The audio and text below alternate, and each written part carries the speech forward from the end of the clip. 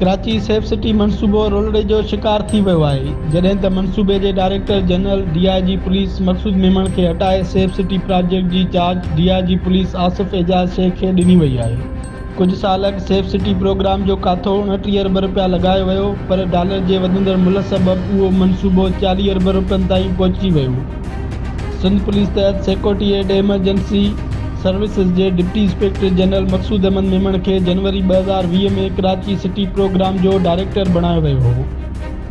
Maqsood Memon charge संभालींदे ई मनसूबे ते नए सिर कमु कयो। शुरूआती ॾींहं में ई लाॻापियल परॾेही इदारनि ऐं कंपनियुनि सां गॾिजाणी करे सेफ सिटी प्रोग्राम खे कतई शिकिल ॾिनी।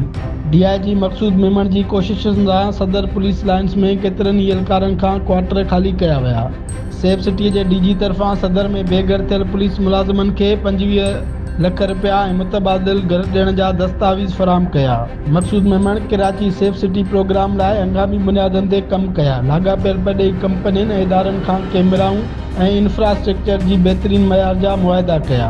हिकु वॾी कंपनी कराची सेफ सिटीअ लाइ फाइबर ऑप्टिक विछाइण जो कमु 11 अरब रुपयनि में 3 वरनि अंदरि करे ॾेई रही हुई, जंहिंखे मक़सूद मेमण घटि करे 1.5 अरब रुपयनि में लाक कयो ऐं कमु मुकमल करण जो मुदो 6 महीना कयो।